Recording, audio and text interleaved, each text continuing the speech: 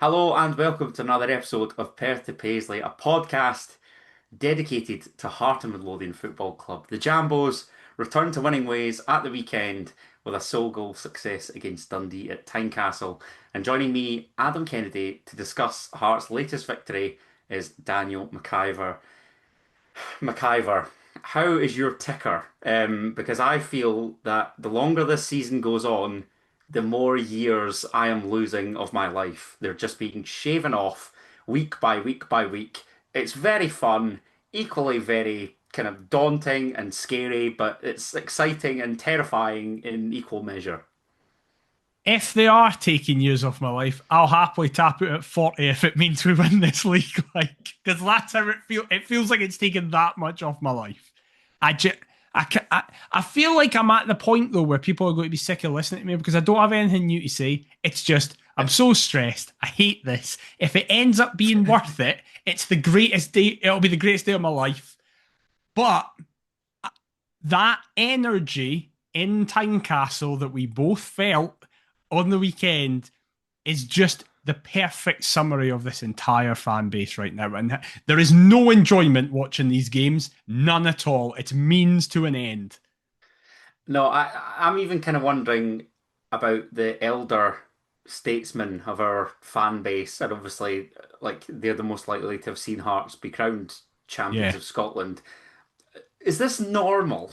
Was this the feeling back in like the 60s, the 50s and 60s, or how yeah, how can we not like nobody of our age and slightly older than us will have seen anything like this.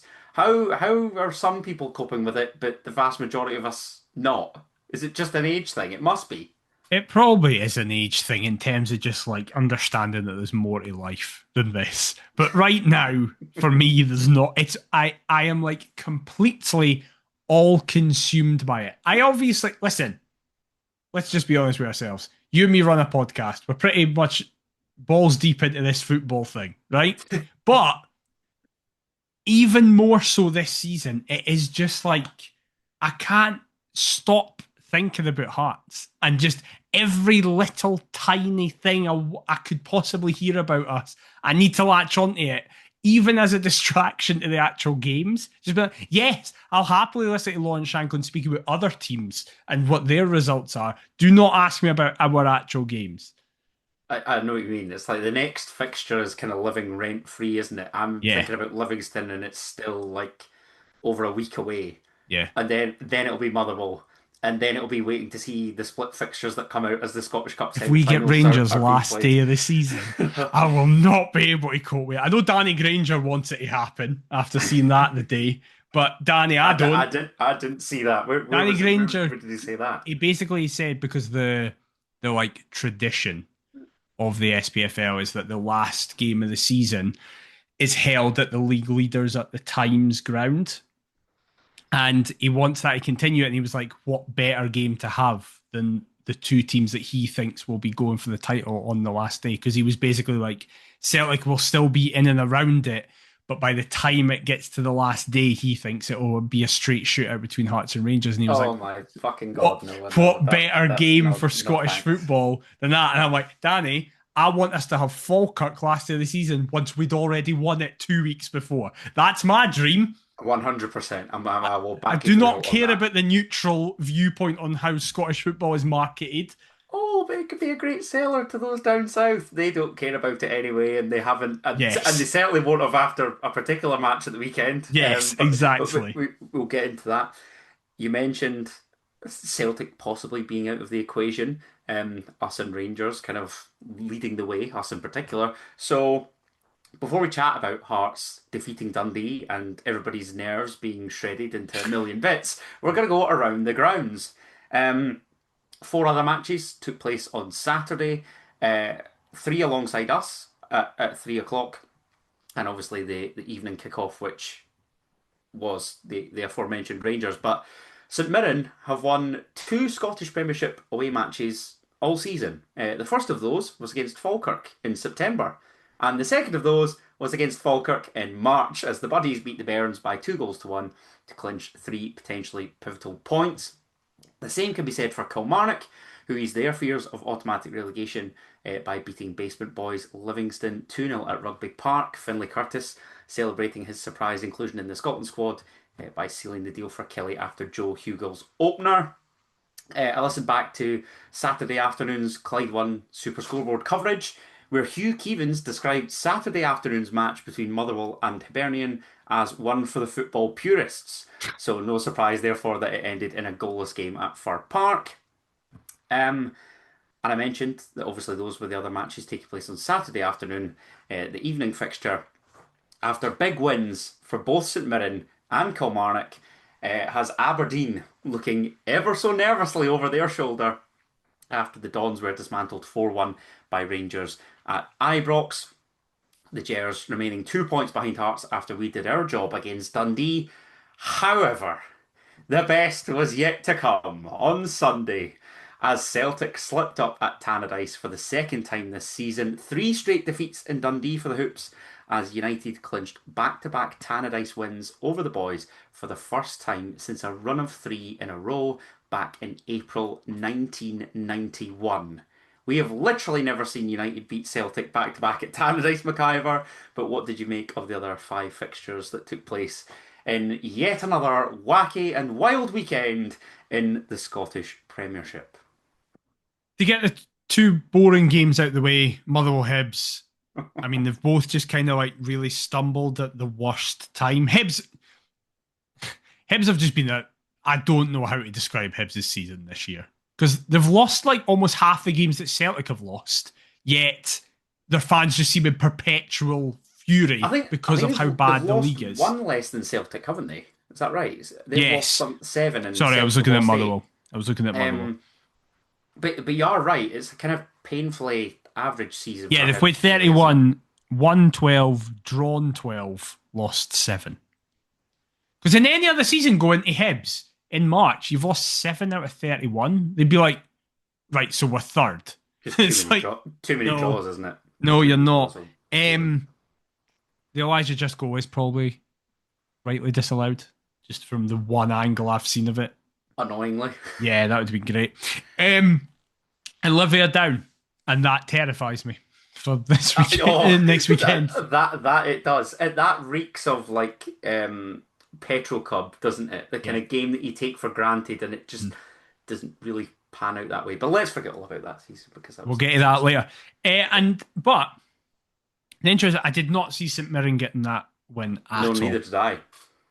Really, really surprised, and it kind of just, I mean, it doesn't really mean anything apart from like pretending there's a chance that Falkirk won't get into the top 6. Like Falkirk can get into the top 6. Good result for St Mirren in terms of aiding their kind of survival quest. Massive. It wasn't a weekend for the Coups in Scotland, was it? No, not at all. Not at all.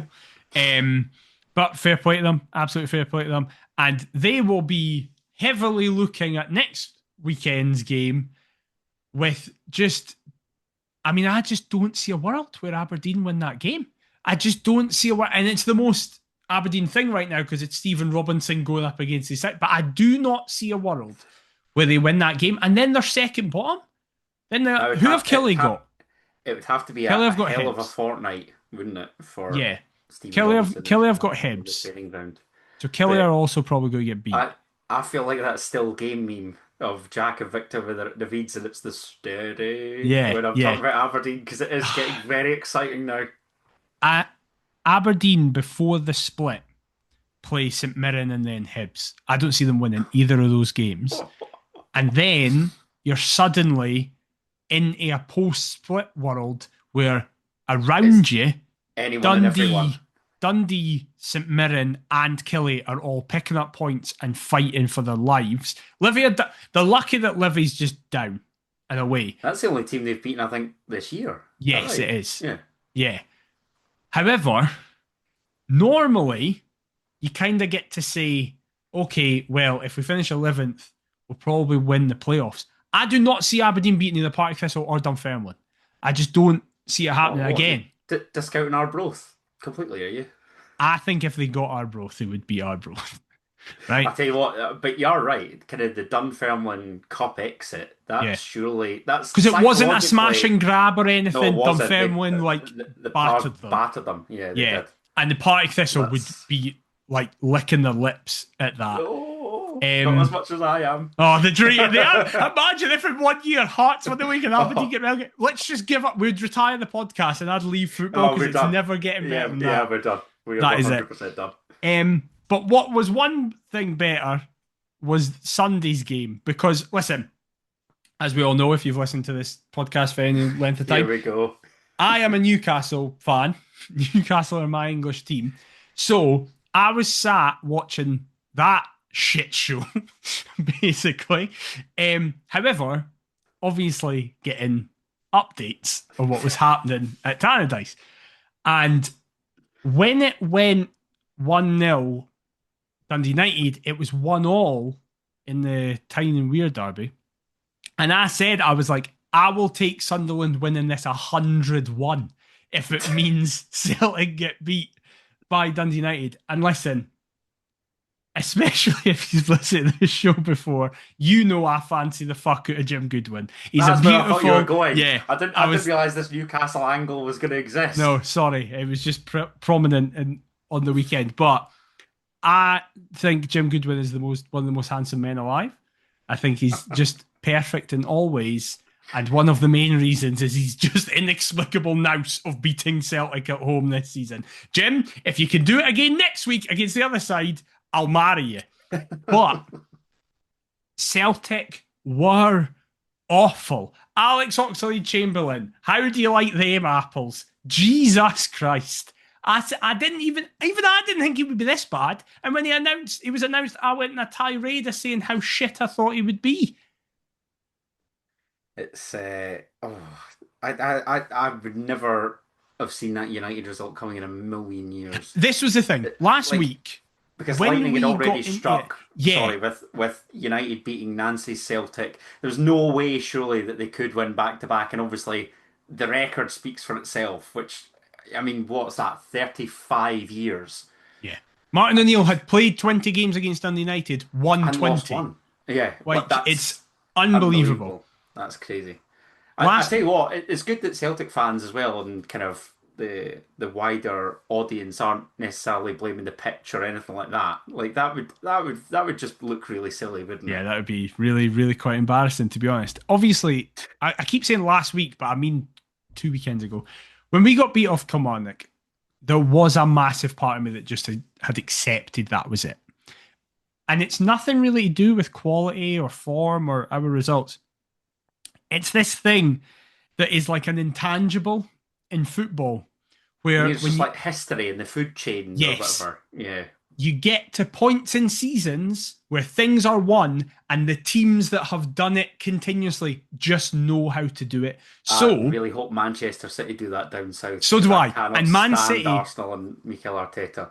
Man City is the example I often use because there's the meme that around the beginning of March, they just don't lose again. Like until the end of the 10 season. straight wins or something Yeah. bad.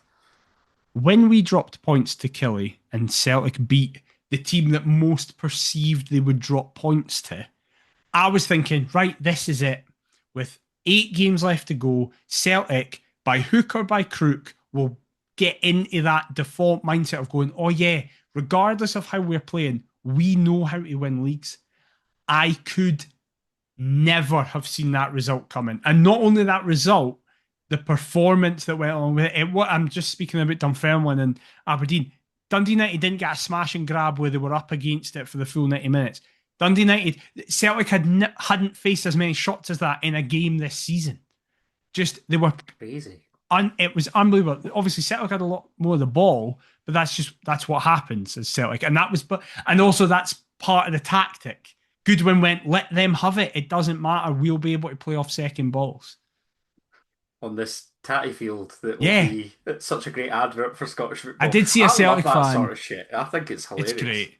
I did see a Celtic fan say, the most insane part of all of this is that Martin O'Neill against Rangers on a carpet played robust, long, physical football, then tried to turn into 2010 Barcelona on a potato field. Like, it is... I mean, the lineup itself was weird that Celtic played. Like, obviously, we've not been here since the news about Kasper Schmeichel just playing injured for 3 fucking months or whatever it was. That's gone down Um, well as well, hasn't it? yeah, exactly. It's just all going great. I couldn't believe that. I do not for a second think Celtic are out of this, right? There is No. absolutely a world where they win the remaining 7 games, but I thought Particularly, I they'd think win the because they've remaining got eight. us and Rangers at home. I think Yes, that's that's pivotal, massive. isn't it? Yeah, Yeah. 100%. But if you had told you as you were walking out of Rugby Park that 7 days later we'd have extended our lead again, nobody would have believed it. No. And that's a very fair comment. Um, Particularly after as kind of a reward, I guess, for sitting through Saturday, because we'll be honest, it wasn't great. However, there's no real complaining, is there? I mean, No. we're just the kings of a 1-0 at Tynecastle. No matter who you are, 1-0, job done. Catch you after. Enjoy the journey home. 4 on the bounce is insane. Crazy. And speaking of four, Hearts boss Derek McInnes initially named three changes to the starting 11 Yeah. that lost 1-0 to Kilmarnock at Rugby Park, before Craig Halkett's injury in the warm-up made it four. Oisin McEntee, Frankie Kent, Jordi Altena and Cammy Devlin replaced Harry Milne, Blair Spittle, Thomas Magnusson and the aforementioned Craig Halkett. I messaged you once the team was out at roughly, 10 to 2, quarter to Mhm. 2, um, trying to decipher and determine who was playing where, as is so often the case. As you aggressively went, if that is a three at the back, I'm going in. Because I'd heard murmurs that it was kind of earlier on in the week, and I was genuinely going to question my attendance if it was I a three at the calmed you back. down. That's why I'm here. Yes, and you know I'm not a fan of a 3/5. But Hearts appeared to line up in a 4-4-2-ish. Alexander Swallow in goal, a back four of Jamie McCart at left back, Michael Steinwender and Frankie Kent in the heart of defence, and Oisin McEntee at right back. Alexandros Kizaridis on the left, Jordi Altena on the right, with Mark Leonard and Cammy Devlin in the middle of the park, Claudio Braga and Landry Caboring leading the line for the Jambos. On the bench, Ryan Fulton, Benny Beningame, Lawrence Shankland, Christian Borchgrevink, Blair Spittle, Alan Forrest, Sabar Kajota, Rogers Mato, and Islam Chesnikov.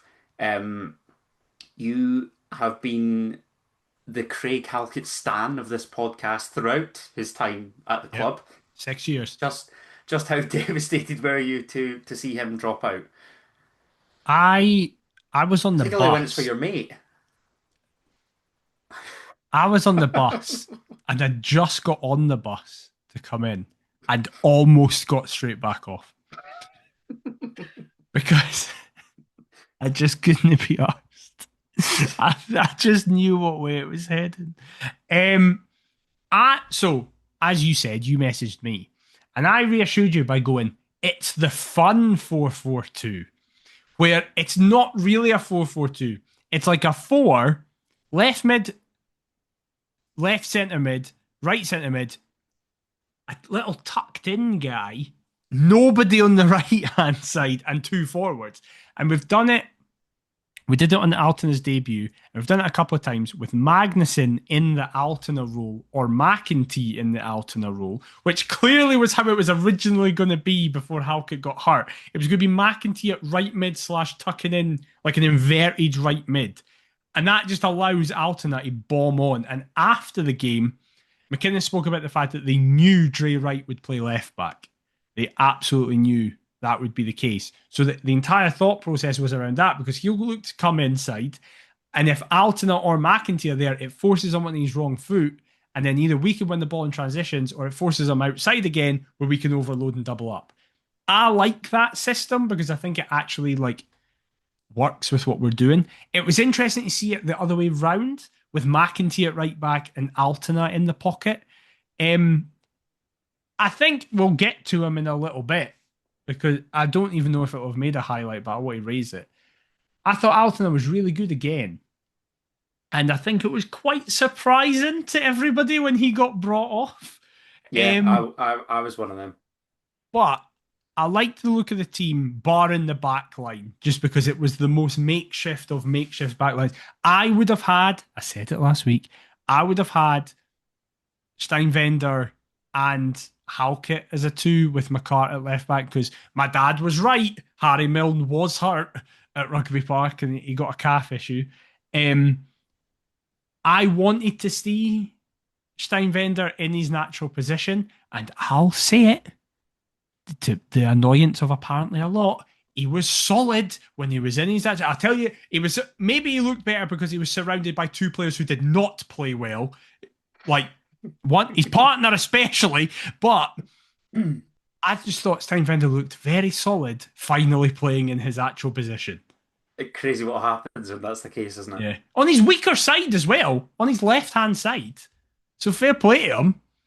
Yeah, and we've kind of said it for a couple of weeks, stroke months now. This is a very kind of squad stretching time.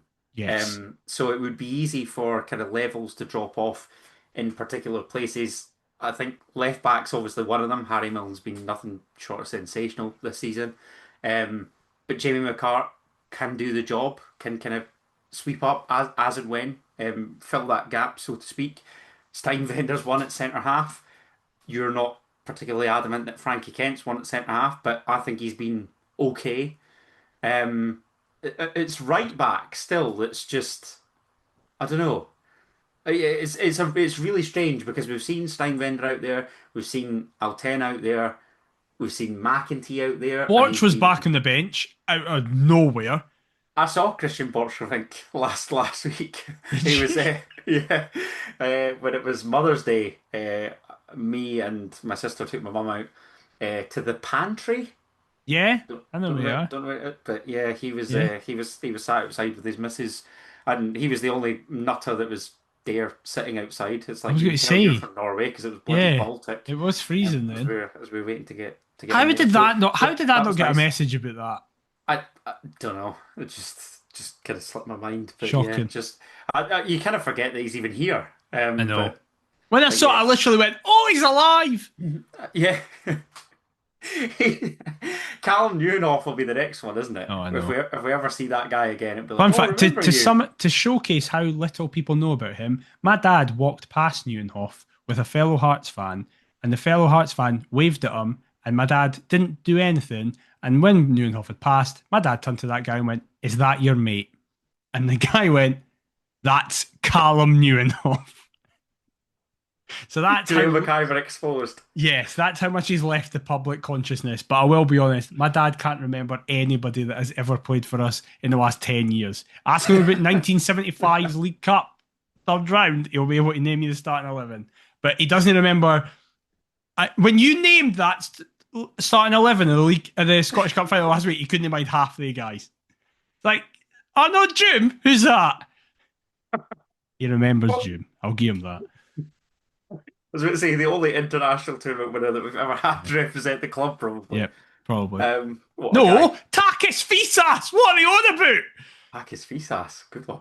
Um, Jesus, come but on. yeah, I just seem to forget Takis Fisas ever played for All the us. time. It's like the best, but you're that Harry Milne pilled that you're just like, we've never had a good left We've had back. such a good succession line recently that I've just Yeah. forgot all about him from 20 From years ago. Kingsley to Cochrane to Penrith to Milne, you're like nobody prior to 2020 ever played well for Yeah, us. as far as I'm concerned, Stephen Kingsley was the first left back to ever play for I just Hearts. mentioned That is Danny it. Granger. Like, for God's sake, man. He only scored in our greatest ever day. Um, but this current back line, it's like it's being tested firmly. That was kind Yes. of the original point, isn't it? But that's I was actually quite worried about Dundee offensively. I think Dundee are all right, you know. I think Yeah. Elvis has done a really good job. I think the two wide boys are decent. I was really surprised to not see Simon Murray start because Same. you know I rate him. I think he's just a nuisance and a pest. Um, Obviously Jan Danda couldn't play against his parent club, Yeah. so that was that. But a clean sheet, I think, is not to be sniffed at against Dundee because I think they're all right. But in terms of kind of midfield and attack, was it as expected? I mean, we obviously had Cammy Devlin come back, which is fantastic. Were you surprised to see him start as opposed to Yes. Shanklin? Did you expect both? Did you expect Shanklin in comparison to Devlin? What were your thoughts? I definitely expected if one of them was going to play from the start and the other was going to come off the bench, I definitely expected it to be Shanklin for 60 minutes and then Devlin for the last 25. But it basically was the opposite. Well, Shanklin actually got a lot more game time than I think we were planning because McInnes clearly just went, "You have 5 minutes to sort this shit out or I'm making changes." And they didn't. Because what did he come So, on about? 55 minutes or yeah, 50 minutes? roughly. Yeah, Yeah. something like that. Um, So, so I was surprised, but I mean, we'll get into it more. I think you saw the impact of the sub one really affected us in a positive way. yeah. You know, and loyal listeners know that I hammer on about quick starts. This again was not a quick start. It was Nope. a nervy start. Um, to be expected, given obviously the Kelly loss. Yeah, I would say that because yeah, whenever we've lost this season, we've come back and we've won the next game. By hook or But by crook. because of the timing of that loss and the fact maybe listen, Dundee hadn't lost in five, as you're saying, like they were on a good run. They were in better form than we were. Yeah, I think that exactly. what they lost like two of their last six or something heading Something like into, that. and we'd Yeah. lost three, I think. So I do think there was just an element of like, listen, I think at the end of every single game, people are in agreement that results are way more important than performances because, I mean, this is maybe sounding patronizing. I don't mean it to, but look at Motherwell. Like, Motherwell exactly have right. been the best team to watch, but they've fallen off a cliff recently, and now nobody's talking about them in the same way purely because the No. results are like a lot of Motherwell fans have been quite frustrated because it's like we're still playing the same way and we're just kind of not on, we're not getting the rub of the green that we've been previously getting. People were talking about them gate crashing the title because they were adamant that such a succession of performances, it was Yeah. only going to go one way, and that would be overtaking one of, two of, or all three of Mhm. Hearts, Celtic, and Rangers. Yeah. But saying all that, I do think there was an expectation for the crowd being like, right, come on. We need to see something from the get go. And maybe the quick and late Halkett change enforced a bit of uncertainty into the crowd and into the squad. I don't know. The squad Particularly really if it's a are. back four that hasn't played before as a Exactly. unit or whatever. Yeah. 100%. And I think, I mean, McInnes made a point to mention it, and I like that he made a point to mention it, how Steinwender is often like an easy target for a lot of people. But if you ever like, I know this is maybe us being the younger generation. If you ever look at like Steinwender's social media and stuff like that, all the players in the squad are really positive about them. He mentions them. He gets mentioned by a lot of players. Shanklin post match mentioned them in particular. He's really loved by this squad, and that I mean, you're part of this squad. I think you should be loved by fans.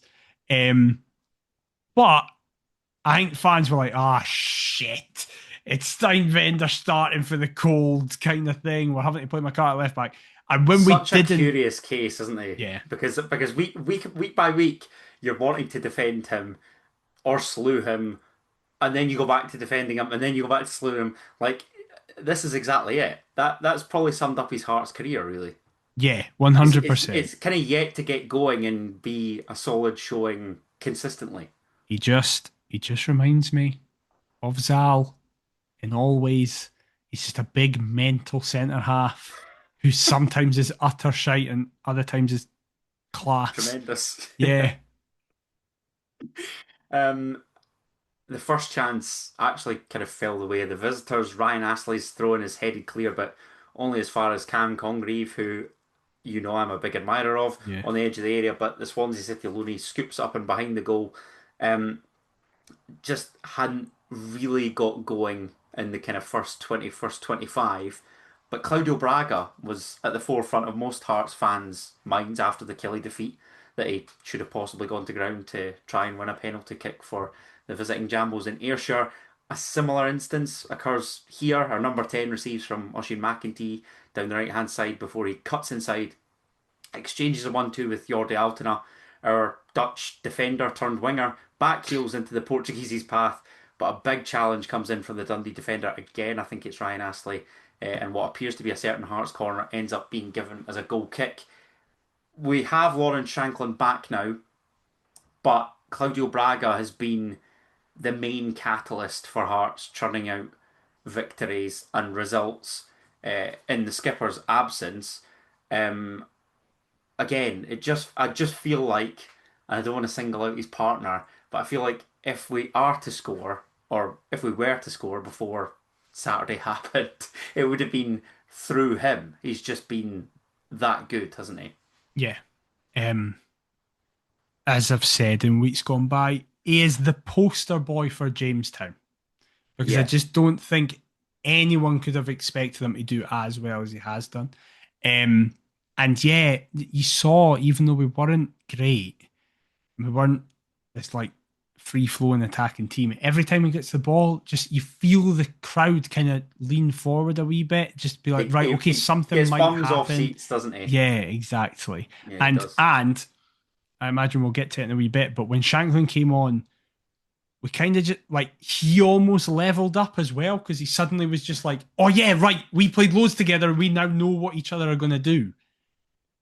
He, I find it baffling that Neil Critchley and whoever had identified him previously, and he was meant to come.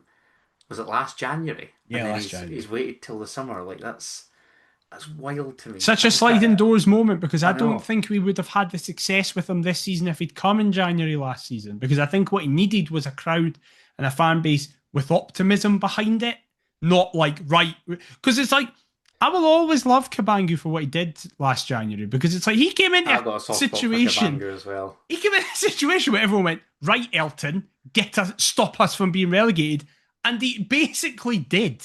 Like his goals just I kind really of like feel for him this year because it's just not like he's yeah. not really been given a fair crack of the whip, has he? Nah. And I don't think Braga, it's so weird to say when you look at Braga, but I think part of Braga's thing is that he needed, at the start, he needed everybody to just buy The into him. energy and whatever. Yeah. Yeah, Because everyone was so excited going into the season. It was like McInnes, Jamestown, it's all happening. We're signing all these guys. But it's like, if he just joined for the imagine last January if we'd signed a guy for the second tier in Norway to stop us getting relegated. The fan reaction to that. Whereas in the summer it was like, this is peak Jamestown. This is well exciting. and equally by the same score, Elton Kabanga had arrived from Union Saint-Gilloise. So Yeah, everybody's going, "Oh well, that's the Belgian case study, so that's fine. We trust yeah, that." And exactly. like, Yeah. and then now you see kind of both players' roles in the teams, and they've kind of both completely flipped. If we But end up doing this, shout out Kabangu for making it all possible by making sure we're not playing Partick Thistle this season. I agree. I feel for him. But you mentioned Braga feeding off the crowd. Another player that did so earlier on in the campaign was Alexandros Kizaridis, who did exactly that. He shimmies on 33 minutes, looks to get the better of Dundee right back Brad Halliday, because you mentioned that Dre Wright was over at left back. The D defender shows him onto the outside in his left foot. As the Greek centres for Landry Kabori, the ball's a bit behind the forward and he Yeah. looks to kind of direct his header goalwards, but it trickles narrowly past John McCracken's left hand post. However, speaking of Landry Kabori, he I can't fault the guy's effort. I can't fault his commitment. But my God, like How did they score so many in Estonia? it's like and my include his inclusion here is like everybody knew that his record against Dundee teams, Yeah. because that's all he seems to score against, was really good. I mean, he bagged a brace in the last game against Dundee at Tynecastle, so you're kind of going, okay, like that's fine. If Shankland has to come off the bench, then so be it. Um, but our best chance, obviously, of the first half comes towards the end of the additional 3 minutes.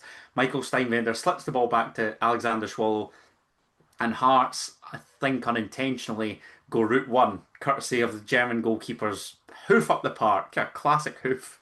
Lovely flick on from Claudio Braga, frees Kabori, who races behind the Dundee backline, and having done so Don't know what he on, does. on a few occasions this season without any joy, he looks to lob the onrushing goalkeeper, but John McCracken need not worry, as the Burkina Faso forwards' effort sails aimlessly over the crossbar and into the Roseburn stand. Lauren Shankland elevated Tynecastle when he came off the bench. There is a small section of the fan base that I just don't think are having Kabori, and I'm going to be honest. My opinion, I like him. I feel for him, but again, like his finishing is woeful. I refuse to believe that he scored an international hat trick. He can't, like, that can't be him. It has to be a brother, a cousin, a clone. It can't have been him. And he was keeping out some Brentford forward, was he not? Was it Dango Utara or Yeah, something in that Burkina Faso team, yeah, who I actually rate as a player. I've yeah. watched him like a couple of times. Like I think he's decent, but like how? Oh, I don't know what I want to ask you. I can't explain him. I've got a point. I mentioned earlier in this podcast that I am a Newcastle fan, and I have never seen such clear parallels between two players that I'm currently seeing between Kabore and Joe Linton from 4 years ago. Because Joe Linton had this exact reputation, did well in smaller leagues and then at Hoffenheim, had been bought with quite a big pedigree. He was a big transfer at the time. Was it 40 40 million or something? million, yeah. And then came in and kept slipping and couldn't stay on his feet, would have a lot of energy but not really know what to do with it, and could not finish on a regular basis. And then Kieran Clark got sent off for Newcastle once Newcastle had used all three of their subs in a game. And for the first time ever, Eddie Howe had to put Joelinton in the centre of the park. And it was one of the greatest tactical revelations you've ever seen in the modern day. I want to see what Kabore's like in the middle of the park, because I think his entire skill set works for that. Taking the ball in with physicality, turning and just feeding balls off, because he can't finish. He cannot finish. So hold on a second. Let me get this straight. Mark Leonard is on loan from Birmingham City. It's Yeah. very unlikely, I think, they will make his move permanent. Cammy Devlin's contract is up in the summer. Probably leaving. Benny Beningham's contract is Probably up in the summer. leaving. Callum Neuenhoff we will never see play Yeah. for the football club again. We are going to have large gaping holes in the middle of the park. I say we just go Tam Magnusson and Landry Kabori and just let them run A free. midfield three of McEntee, Magnusson, and Kabore will terrify the fuck out of anybody in the Champions League. Bring it on, man. Come on. Because that's what Newcastle is. Bruno G, Tonali, and Joelinton. You've got the two nice ball players with physicality. And Terrified the thought out of me. Never mind anybody else. fucking battering ram in the middle of the park who just is Raj. I think That is Kabanga Kabore. could get a chance up front because Yes, you're not trying to tell me that he can be any worse than Kabori can or is. No. You'd say. Kabanga's also like scored more in this league as well. I like Kabore, but I kind of like the idea of him in a different position more than I like the actual reality of Kabore. I've said that I will buy a Burkina Faso flag, and I intend to fulfill that promise. But my fucking god, it is getting less and less likely week upon week. Let's make a promise. If we do the impossible, next season both our backdrops will be the Burkina Faso flag. Let's do that. Suddenly, I'm gonna hang it over my shirts at the back. Who cares about Dave Mackay in my background? Get the Burkina Faso flag, and suddenly thousands of Hearts fans no longer want us to win the league. Or suddenly one nation become massive Perth to Paisley fans. I was gonna say, I was gonna say exactly that. You're kind of hoping for Islam Chesnikov and the Kazakhs all over the Instagram for this podcast. We could get a random bunch of Burkina Faso followers. Imagine that. The final action of the half. So Alexander Swallow called into action, produces a smart stop. Really good save. Joe Wesley. What is Frankie Kent doing here? Sorry, I forgot about this. You thought you were going to sneak this fucking by me. What is he doing? He's just completely wrong side. He grabs him. It's the stupidest yellow ever. I'm going to be honest. I do remember Frankie Kent's first yellow. Didn't show it on the highlights, so just didn't put it together. That was it. That this was the one, but you're absolutely right. Dundee are awarded a free kick on the edge of the Yeah. box after Frankie Kent does so. It slipped towards the Englishman, but our goalkeeper's alert to the strike from the layoff and denies the Dundee forward before the half-time whistle is blown. It was tense, it was nervy, it was horrible, it was spewy, but it was a goalless first 45 somehow, and stroke thankfully. Fair play to Swallow because he had nothing to do that entire half. And it, ironically, was very much like what happened the last time we played Dundee because of Swallow's red card and Gordon making a massive save at the end of the half when it was 0-0 from a free kick. Indeed. This time it was just Swallow in that position. So fair play to him. It's a good save. He gets it clear. I saw that Swallow has the second most amount of clean sheets in the league behind Callum Ward this season with like 13 or something. And considering he came in right at the end of the window, he like started playing from September. Well, that's what I was going to say because, like, we'll obviously preview Livingston, but people forget that Xander Clark was in goal for our first visit to Livingston this season. I've very rarely been as angry at a footballer as Xander Clark. Do you remember he got within 4 minutes he pulled up Hart and the entire fan base went, get Liam McFarlane on this pitch right now, because Fulton was hurt and Gordon was hurt. So neither of them were available, yeah. That's right. Yeah, that is right. Chucked you in. How's Doncaster going, mate? Oh, you're not getting a game. I think he's injured, isn't he? Will he get a medal if we win? I don't know. I mean, I would think he played enough games. He played 5 games. Oh, then he must. Yeah, he must do. The biggest sham in the world if he gets a fucking medal, man. There was you going on about loving members of the squad, but now it's all of a sudden he's currently not a member of the squad. Thankfully, we have upgraded on Xander Clark with Alexander Swallow, and he opts to go long again on 50 minutes. Claudio Braga involved in a tussle with the Dundee defence. Brad Halliday clears only as far as Mark Leonard, who heads towards the aforementioned Braga. He has a pop from range, but McCracken gathers after initially spilling the Portuguese's initial strike. Mark Leonard was actually at the heart of everything in terms of our set pieces. A free kick of his proves a comfortable save for McCracken on 64 minutes. On 69, his corner kick is cleared by Dre Wright, only as far as substitute Blair Spittle on the edge of the area, who controls, fires towards goal. Decent effort. McCracken pushes away. Leonard then rescues on the far side, slips inside towards Kizaridis, but he goes back out to Leonard. Spittle then comes over, sends a deep ball into the area for your mate Frankie Kent to attack. He can't do so. The ball falls for Lauren Shankland. But his deflected effort is gathered once again by the Dundee goalkeeper. Wanted to mention the reception that Lauren Shankland got. My God, that must be just the biggest hormone rush ever. Like that. Well, he didn't pay attention to it. Did you see that? No. He missed it. Because Kabore was walking up to him holding the captain's armband upside down and he was too focused on whether or not the C was going to be right, so he missed the reaction. Then he got in the pitch and they went, oh shit, they're all sitting down. Fuck. So that feels very Shankland. But obviously, I'm at as you're looking at it from the outside, I'm the left-hand side of the new stand. If you're watching on TV, the right-hand side. So the Hearts players warm up in front of me.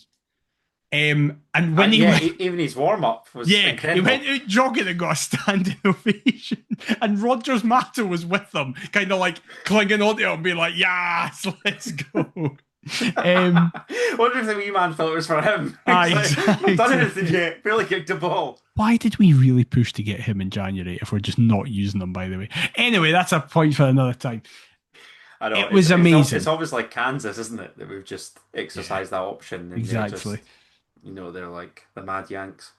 But yes, I absolutely love the idea that people haven't listened to previous episodes and don't know that it was going to go to Kansas and just like, why is a state in America affected our transfer dealing? I wish I'd left it actually, and folk could just be like, "What was that comment?" Sporting Kansas City, I should clarify before we get caught in any controversy. I was about to say the Kansas City Chiefs because I'm too NFL coded. It's just like, Travis Kelce's just signed a new $55 million deal, and they wanted to buy Rogers Matto, but they couldn't, so they've extended him. Taylor Swift knows who Rogers Matto would have been. Yep, exactly. It was amazing. It was amazing to see him back. It was amazing to see the reception he got. But most importantly, it was amazing to just see how much better we got when he came on. It's night and fucking day, isn't it? Yeah. Jesus. It really is absolutely crazy. I think Dundee are a better team with Simon Murray in it. He passed up a good chance on 74 minutes, a rare second half opportunity for the D. I just want to quickly say, by the way, about Simon Murray. Obviously, due to his previous affiliations with football clubs, I do not care for him in the footballing perspective. I know But what you're going to say here, I and saw you're the right to bring this up. kind of new initiative he's brought through with the Dundee Community Trust, kind of helping a support group for dads and carers, particularly with children who have additional support needs. That kind of like plays into what I do for work, and so it's a cause that I really support. So it's really good that such a prominent voice within Scottish football puts such a shining light on additional support for children, autism, and stuff like that. So absolutely fair play to him. I'm delighted he missed this chance, but fair play to him for that. Well said. Because as you say, it falls to the last person that would want to fall And to. I was going to say, they did when he came on, I turned to my brother and went, "This screams of S. Murray 84, Yeah. Dundee 1, Hearts 0." A lovely give and go sees Finlay Robertson advance down the right hand side as two of Dundee's substitutes look to combine.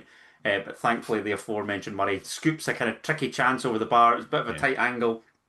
Had that been kind of on the penalty spot, I think there's only really one outcome. But yeah, I mean, Simon Murray was the last opposition player to score a winning goal in the Scottish Premiership at Tynecastle, which is mental. Insane. Absolutely crazy. I didn't even know that. That is wild. When you think about it, because we saw one another after that game. Yeah, we I'm pretty did. sure. Aye, we Yeah. did. We bumped into each other. And that just feels like a fucking lifetime Yeah, ago. that does It not really feel like the does. same club. However, you mentioned that it doesn't feel like the same club because this team and these players can just find ways to grind out results and get victories. And the deadlock, thankfully, is broken at a pivotal point in the match. Mark Leonard's free kick on 76 minutes is centred for Oisin McEntee to nod home his third Hearts goal around 6 yards out. He leaps the highest. The power on the header is just far too much for John McCracken, who gets a glove to it. But thankfully, Hearts are ahead, and perhaps it was just the luck of the Irish. Heart of Midlothian 1, Dundee 0. 2 points on it. One, I love how McInnes called him out in the post-match presser by saying that we'd played that exact pass 2 minutes before and McAtee was meant to make that run. And in Derek McInnes' words, I don't know why he just froze and didn't make it. But thankfully, we got another opportunity. It's a fair play. But it was interesting. Craig Cairns had done an article on the Hearts Standard during the week, speaking about the fact that Hearts hadn't scored from a set piece this year in 2026. Wow, really? Prior to this game, or around that time, basically like months and months and months. And he put one of the major reasons down to it that it coincided with McEntee coming out the side, because it's something I can't remember if this was quoted in the Hearts Standard article or someone else's. I can't believe that. That's an unbelievable stat. 80, it's something around like 88% of all our set piece goals have come when McEntee is on the pitch. Not necessarily from him, obviously, but he just has this like magnetism to him where he can drag multiple players away from our offensive play. Yeah, boy and whatever else. I think he uses his physicality the best out of anybody in the squad, and I include Shankland and Halkett in that. I think he is like invaluable to us, and I imagine Craig Cairns was quite smug after that, where we finally score one and it is McEntee on the end. It is a fantastic header because he gets round the player brilliantly to just, and it is so Oisin McEntee. And yes, I picked him for signing of the season, so I'm wanting to talk him up as much as I can. That's really, really annoying, actually. Like, could anybody, even I didn't think he would have such an impact to us since he's come in, especially in a goal scoring perspective. And that's what I was going to say. You mentioned kind of Claudio Braga being the Jamestown poster boy. He's very much the Jamestown unsung hero with his versatility, his physicality. Because he doesn't feel Jamestown. We've signed loads of League Two guys who won the getting games. Like, we've brought up many a flop from the English lower leagues that just are I guess, attracted to a perceived bigger club and go, Yeah. yeah, I could try and make the step up, and it doesn't Connor really work out. Washington, George Grant, And two before you know it, they're years ago. back down the road with their Yeah. tail between their legs. Whereas he's just ascending all the time, isn't he, in Yeah. terms of his career? It's been beneficial for both he and us, this move. So yeah, it's going to be great to see him alongside Thomas Magnusson and Landry Kabori next year in the Can't middle of the wait, park. mate. You've said that, and now I want it to happen so much. The fucking most rage physical midfield you've ever seen. That is McInnes ball at its essence. Let's hope that Magnusson's back for Falkirk on the last day. Yeah, exactly. we can trial that out of next year. On 81 minutes, Callum Jones looks to smash an audacious free kick home for Dundee from miles away. As soon as he put the ball down, I went, he's going to hit this, by the way. You can tell the way he was shaping up. Like Roberto Carlos, like, I've got this. But it was just always rising and just flew high and not very handsome into the Roseburn stand. On 83 minutes, a great chance to seal all 3 points. Alexandros Kazaridis scarpers down the left-hand side after being freed by Braga before threading across to Shankland in the middle. Our number 9 spun on his heels, drills a low shot towards goal. Almost beat McCracken, but the Dundee keeper was equal to it. But on 90 minutes, as if it wasn't tense enough, Frankie Kent is shown a second yellow card. So will, of course, miss the match against Livingston. No. After bringing down Charlie Riley, what were you going to say? I've never seen such an apathetic response from a crowd to a red card. Nobody cared. It was just like, all right, okay, see you, Frankie. I'm trying to think. I can remember players being clapped off after being sent off before, but I'm trying to think. I as to did when the not last... clap. I know you would not. I want that on but, record. But I'm trying to think of like the last circumstance where that would have happened. Did Sean Clare get sent off? Benny at St Mirren. Sean Clare's a good one. Sean Clare is but a good Sean one. Clare, I remember, because it was peak. It was Tynecastle. peak. That's right. It was like the moment it turned for Clare. And whoever we were playing, I think I want to say Aberdeen. Aberdeen, he scored from the free kick straight away, and it was like, that's pointless. a come down. Yeah, but it was like, that's exactly who I'm thinking of. You're right. Because I think Clare had got sent off before in the season, and folk gave him dogs abuse. But in between the time, he'd really come on, and people really liked him. That's right. It's the Aberdeen one that I'm thinking of. That is how have I plucked that out my brain? God knows, well remembered. But yeah, I was thinking of somebody. But yeah, I don't like, as you say, Kent's. It was like, oh, right, that's great. It's because Robertson didn't really. Can we fucking speak about Don Robertson for a second? By the way, unbelievably shit. Unbelievable. They're actually getting worse week by week. Yeah. And I'll be honest, it's starting to feel like a conspiracy. Maybe Celtic fans have got something right here, by the way. Maybe they're on to something. I know, but the difference is they win. They win the trophies. So anyway. We're winning every week. No, but we might not. Yeah, exactly. we don't have a portfolio here. They do. Oh fuck! Maybe it is a comfort blanket that you can fall back on and be like, we were cheated. Always cheated, never defeated. Horror Midlothian. But he didn't even really flash the red. He kind of just... for half a second... People just saw him get out the second yellow and were like, all right, great. For half a second, I thought he did a John Moss in the World Cup where he gave him a yellow and he turned around and I went, does he remember that he was booked? Him toward the end of the first half. Yeah. But no, he did. And he walked off and folk inexplicably clapped. But not you. No, not me. I was sat, arms folded, going, no thank you, Frankie. Listen, if we do the impossible, he should get a statue. But until that point, no. From the resulting corner that Dundee won from the free kick that Frankie Kent conceded, McCracken's actually sent forward by Stephen Presley. Yes. Blair Spittle clears after Dundee can't connect with Callum Jones's corner. Lawrence Shankland, bless his soul, tries to go for the Stephen Humphreys after Hearts eventually get the ball on the deck. But was actually really unlucky to see his long-range effort. It's not that far away. It's not. It's really not. Because I was right up the other end, obviously, and kind of walked it over to my left-hand side, and I'm going, oh my God, that's in. That's it. I had a driving lesson immediately after. And the first thing my driving instructor, who's, as I've said, is a big hippie, said, he just turned to me, I got in the car, and he went, how close was Shankland's shot? Because often It was they very didn't close. have open all mics on Saturday. They just had our game live commentary. Why is that? I have no idea. We're just that fucking big time that they just They're forget everything else. obviously just old firm radio in it. They're just waiting Yeah, for the Rangers game at yeah, pretty much. 5:45 and But Celtic on aye, the Sunday. they just had our game. That is quite strange. But obviously, as you say, we're fucking massive now. We're Yeah, part we of this are. title fight, whether you like it or not. Correct. We are embroiled in You hear this. that, Don Robertson, the Scottish Football Association? We're here, so do Yeah. not cheat us out of this. Sook on that. And we hope to take a step closer in West Lothian as I'm going to come There's clean big now. news. Oh, go on. This is the first time I'll be going to Livingston, the top flight. I was just about to say, this is the first time that I'm going to Livingston since we were beat 5-0 under Oh Paisley. my God, why have you done this? So I I've don't been know. when we got beat in the Challenge Cup under Nielsen and we played like The kids, 12-year-olds. yeah. Aye, yeah. That's when I was. So I have a one and no, I've played. I went to both. I went to the Challenge Cup game that season, and then when we played them away in like December or something, and we beat them, I went to that and all. Was that 1-0? No. Yeah, 1-0. 1-0.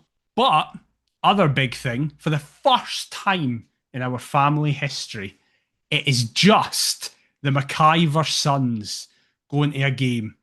Big Because missing it.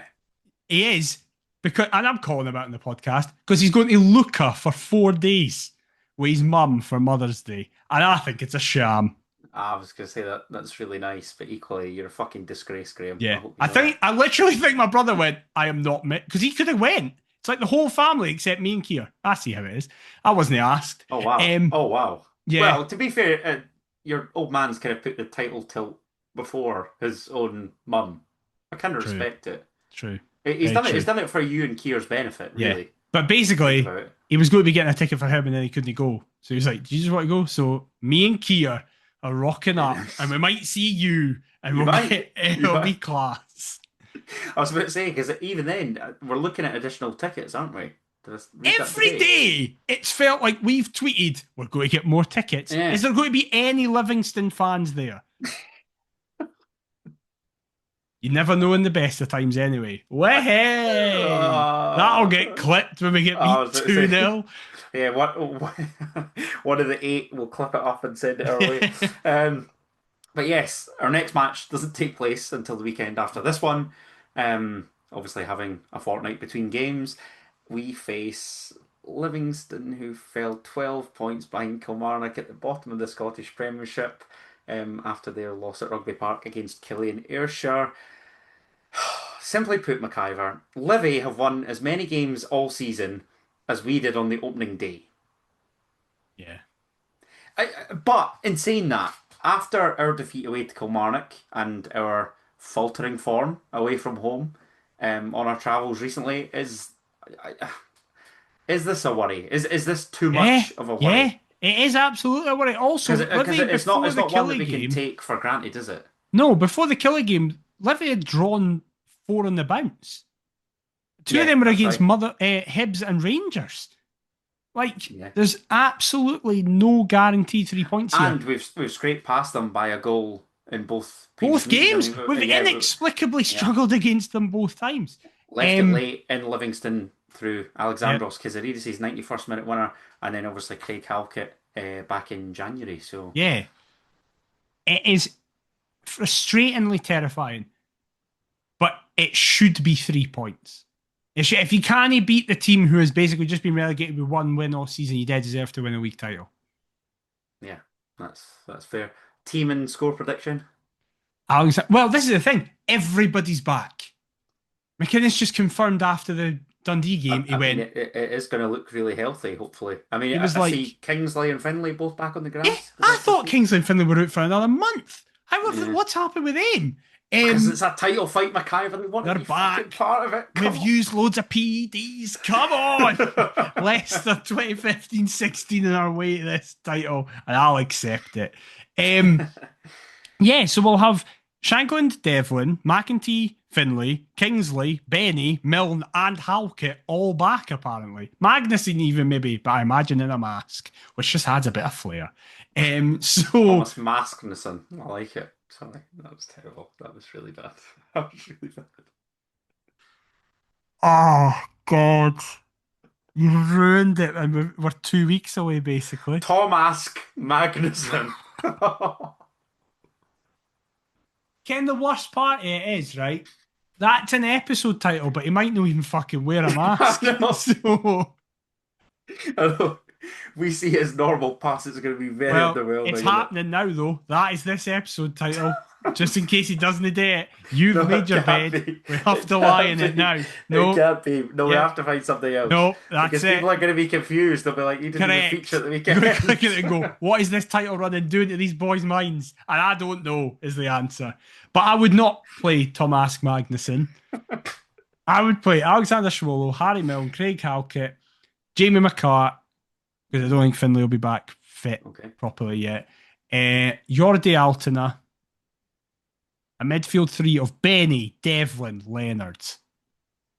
The most industrious midfield you've ever seen in your life. Hold on. So no McEntee after his goal? Oh, fuck, I forgot about him. Bollocks. I think you need Benny. You need Benny if he's fit. I don't think Leonard and Devlin worked particularly well together. I will say that. I mean, it is a very small sample Yeah, size. We got, what, 70 minutes? yeah. I just mean I think they both played quite well. They just both did very similar things. Okay. So maybe put McEntee, Benny, and Leonard and let Devlin come into the game. Don't mind that. And then a front three. Shagaritas? No, Oh. no. You're A gonna take four his four Aritas still two. needs dropped. A 4-4-2 of Benny and Leonard, McEntee on the right, I knew you Carjota were on the gonna do that. left, Oh, Braga and yeah. Shankland. And score prediction. 3-0 Hearts. 3-0. I Come like it. on, just finally when I get. And by the way, the McEntee on the right is this like fun little Yeah, the tucked tuck in, in or whatever. tuck Yeah. in thing. Yeah. Okay. A la what we did with Magnusson and Alton at Dundee United. Because that's what we did. And it worked really well. They did go to 9 men or whatever it was, but still. 3-0. Come on. I like the Just win. optimism. Just win comfortably. I'm going to be there. You're going to be there. Please. I'm gonna go for another nerve-shredding 0-1. I will not be able to cope with that. I'm like row 5 Neither will in the I. corner But facing the but camera, so folk will be able to see me stressed the but whole my time. my thinking is I've been miles off it with the score predictions recently. So if I say that, it almost certainly will not be that. So hopefully it's more But what comfortable. if that means we get beat?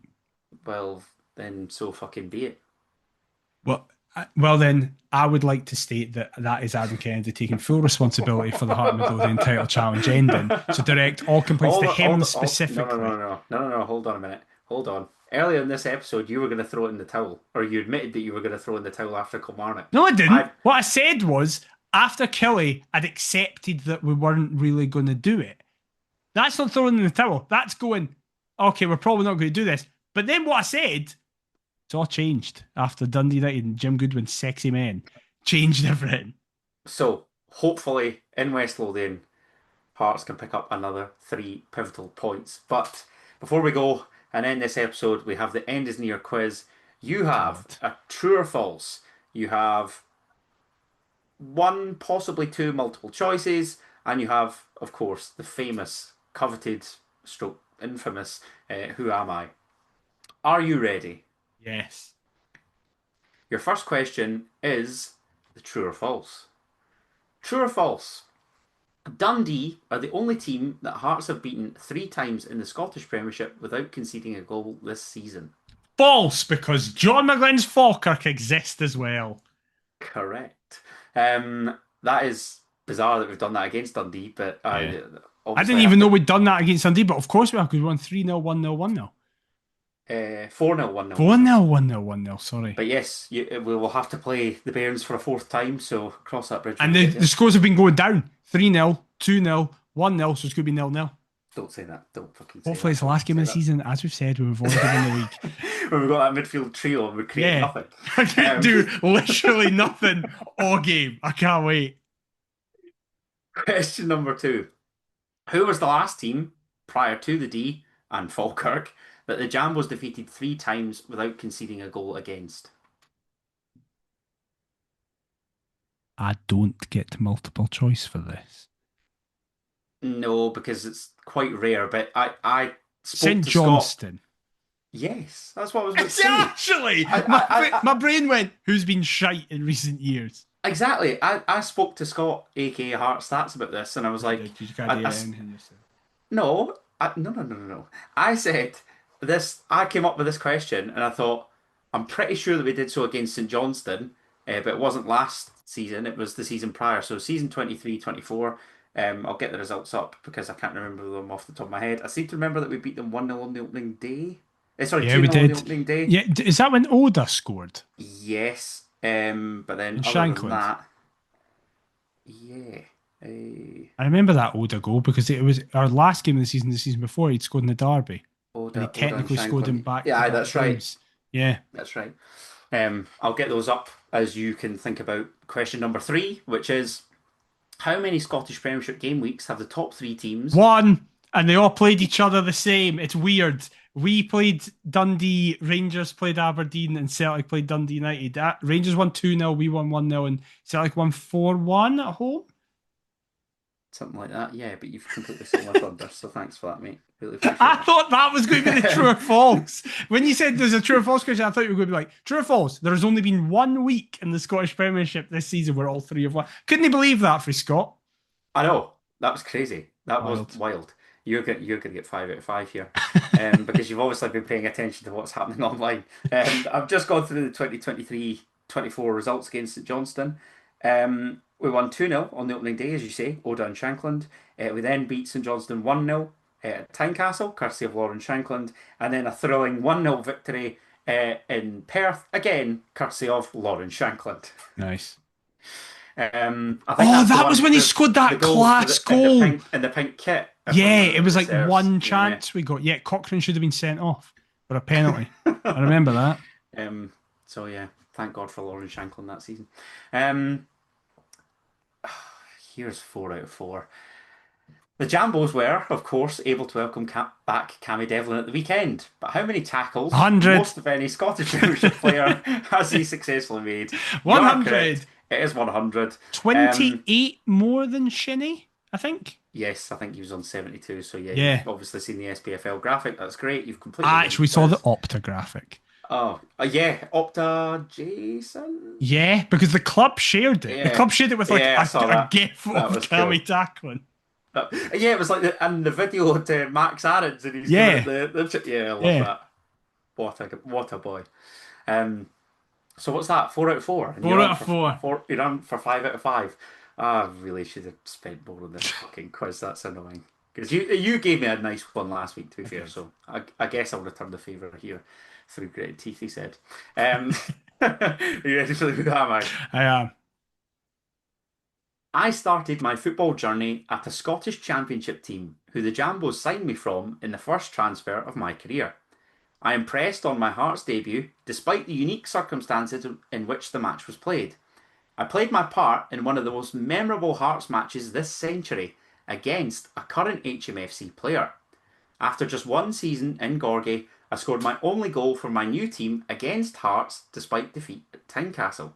My career has been blighted by injuries, but I went on to represent a further 6 teams after my spell in Edinburgh, but have spent my career exclusively in Scotland. Who am I? And God, get this man's Wikipedia up while you have a little think. I have absolutely no idea. Nobody coming to you at all. No. Did you say, sorry, was the final part of that question I've exclusively played in Scotland? It was, yes. What the hell? Well, the most important match, one of the most important matches in my head, I'm trying to think of those, so like beating Aberdeen to get in the Champions League at Tynecastle. One of the most memorable, not one of the most important. I would still say that's memorable. Oh, of course. We The beat. two, the two could go hand in hand, but I Now don't you're remember saying us that, I'm beat- thinking of yeah. the 6-2 game against Motherwell in the snow. Or was that 6-0? 6-0, I think. Yeah, 6-0. And Jim did that. Jim does a fucking- roulette that Patterson Yeah. puts his head in his hands for. I was right in front of that, weirdly. I was in the Wheatfield. And he does that chop to then win the pen. Yeah, Good yeah. times. Unreal. Good times. We've obviously won a couple of cups this century. Happy New Year happened this century. I feel like I do need to work out the timeline to then work out the game. So, Okay. between what years did this man play for Hearts? So obviously it was just the one season, Yeah. Oh, yeah, um, sorry. and that was the 2017-18 season. Oh, that's weird. Exclusively in Scotland. I feel like it's pointless asking nationality then because he's probably Scottish. If he started. Eh. Right. I need to know. What fucking game was big then? What was memorable? Is that the 6-0? That's around that time, by the way. Um, right.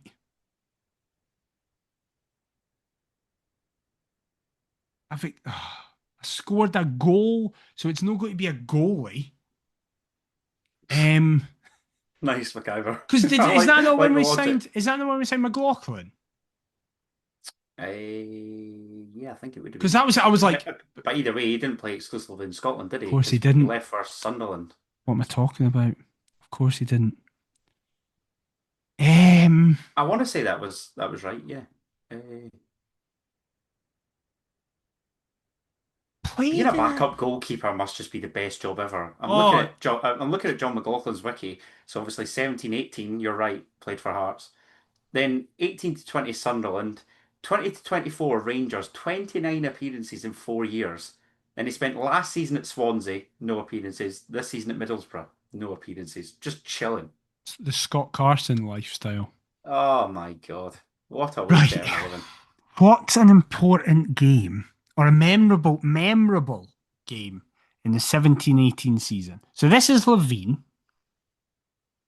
Levine's first season. We'd sacked Cathro in the group stages of the cup because we've got eliminated in that. Is that this season? Yeah, I whited Malode and Zante as we were knocked out of the cup by the Pars on pens. Good time to be Amazing. alive. I feel like I don't know what to That's the worst ask I've him. ever felt. Sorry to do it because it was quite complicated. Can you Not read at the all. clues again? Sure. Um, I started my football journey at a Scottish Championship team who the Jambos signed me from in the first transfer of my career. I impressed on my Hearts debut, despite the unique circumstances in which the match was played. I played my part in one of the most memorable Hearts matches this century against a current HMFC player. After just one season in Gorgie, I scored my only goal for my new team against Hearts despite defeat at Tynecastle. My career has been blighted by injuries, but I went on to represent a further 6 teams after my spell in Edinburgh, but have spent my career exclusively in Scotland. Who am I?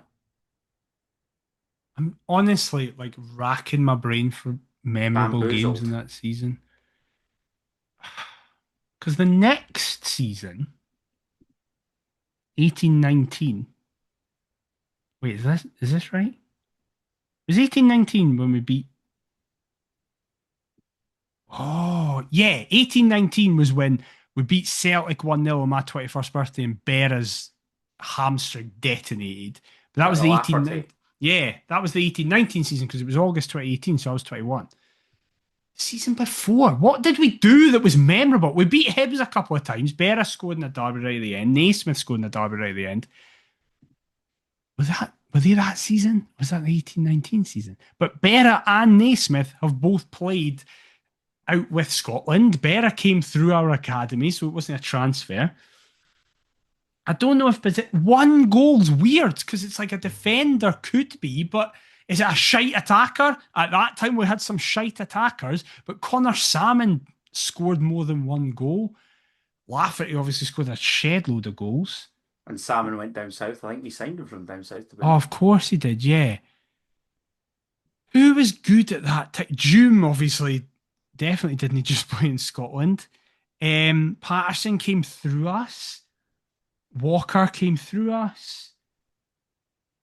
Oh God, I don't even know. I don't want to ask the clubs because I feel like that's not going to help me.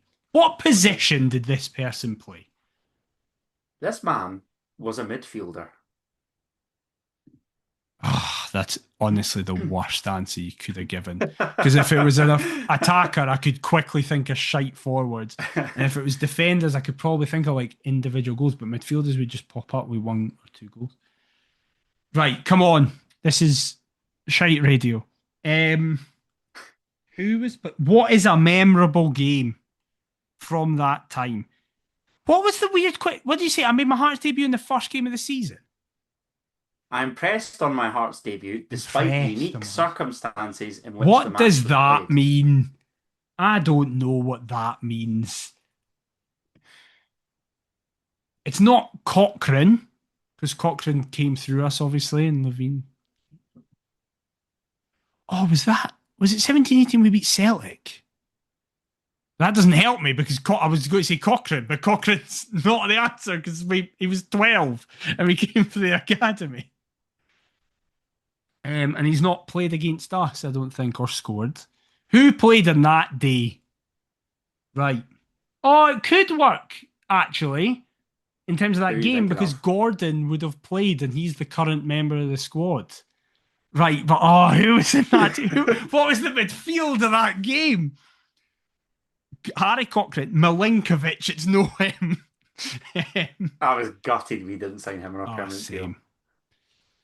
Was Walker starting in that game? I just remember Rafa Jelak and Cole Stockton coming on as substitute victory cigars. It's neither of them.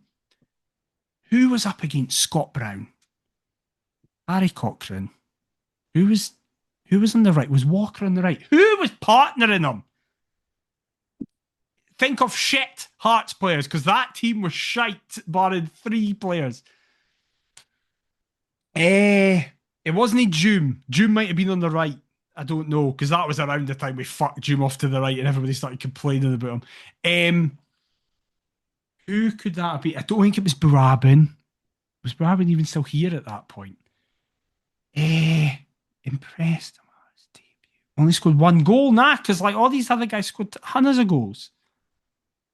It's no Haring because he This is definitely really didn't play. entertaining, I have to say. I can see why you get your kicks when it's roles reversed. I just get so frustrated because it's like I'm clearly missing the one other centre mid and the Don Cowie. It could have been, but Don Cowie played down south and Don Cowie scored more goals. Donaldo. And Don Cowie didn't, I don't think, played against us after it. Did he play against us for Ross County? The second time, I mean. Oh my God. Right. Oh, no, he didn't play. I haven't, right, I've got a name, but it's entirely down to Cole Donaldson on the STV podcast that he was just on speaking about Barney Stewart. He Right. mentioned this player, but I don't think he played in the game. But he was at us around that time, and he spoke about how he really liked playing with them. So let's go with it. So if this is it, Cole Donaldson, I salute you for also revealing Barney Stewart's inexplicably a Hearts fan, Yeah, he's despite your being from man's a London. Jambo. Aye. But Cole Donaldson reminded me of Ross Callahan. Is it Ross Callahan? I don't, because before you answer, I remember he scored against Hamilton on his day. I think that was his debut, but I've no idea why that game would be weird. I can't think of him scoring another goal. I don't think he played in that. I think the midfield 2 was Cowie and Cochrane. The double C's. For what, sorry? For the Celtic game. The Celtic I game. think the Celtic game was Cowie and Cochrane, not Callahan. But he's probably only played in Scotland. I can't really think of him scoring against us, but maybe he has.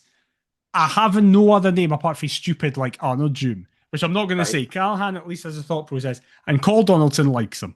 So let's go with Ross Callahan and hope for this would be my 15th 5 out of 5 if we get it. You fucking saddle.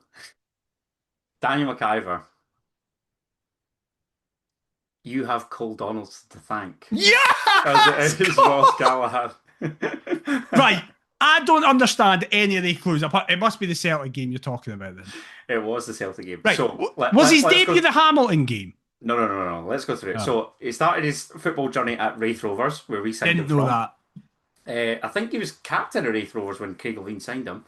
I impressed on my Hearts debut despite the unique circumstances in which the match was played. I thought it was Hamilton away when we won 4-1. They fell into the net.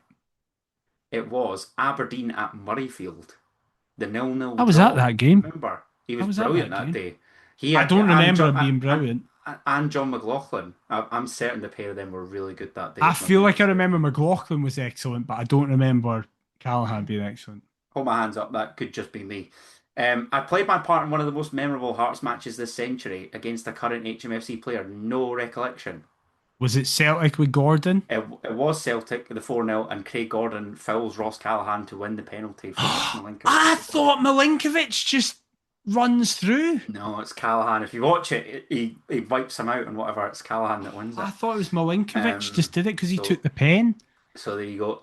Spent the 17-18 season at Hearts. Scored his only goal for St Johnston. St Johnstone in a 2-1 defeat at I Tynecastle, couldn't think of another team he's played for. Who else has he played for? which was 29th of September 2018. He's then gone on to play for Dundee on loan from Saints. Hamilton Accies, that you mentioned, Ross County, Motherwell, and he currently plays these days for Arbroath.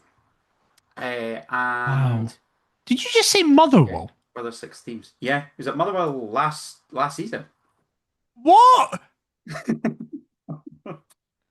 Yeah, Listen, shout out that, Ross Callahan, right? Because he was that's why just I a said big Hearts he's been fan. blighted by injuries because Yeah, he barely featured for Motherwell at all. They signed him from County. he was just a big Hearts fan. He was like a shitter Devlin, right? He had the same That's level of nice. enthusiasm and energy, but just not quite the talent. But he was a Hearts fan, so fair play to him. I've bumped into him a couple of times, Dave Floyd actually. Have you? Yeah, I've seen him a couple of times, and I bumped into him on a night out. Like what was that? Like October, November time. Wow. So yeah, nice Does he guy. listen to the show? Because now I I feel think I, terrible if he does. no, I think there's every chance that he will. If you are Ross, feel free to drop us a Listen, message. as I Hello. say, I love you. I just don't think you're quite as good as Cammy Devlin. I think that's fair enough. Apologies, Ross. But Yeah. hey, as you say, McIver, boyhood fan, lived the dream, pulled on the shirt. Ross, we salute you. Well, that was my 15th 5 out of 5. Well done last week for getting your second, but come on. Rookie numbers. Rookie numbers. You can get there. You can do it. I believe in Yeah, you. thanks, mate. You're If you welcome. ask me nice questions, that's what tends to happen.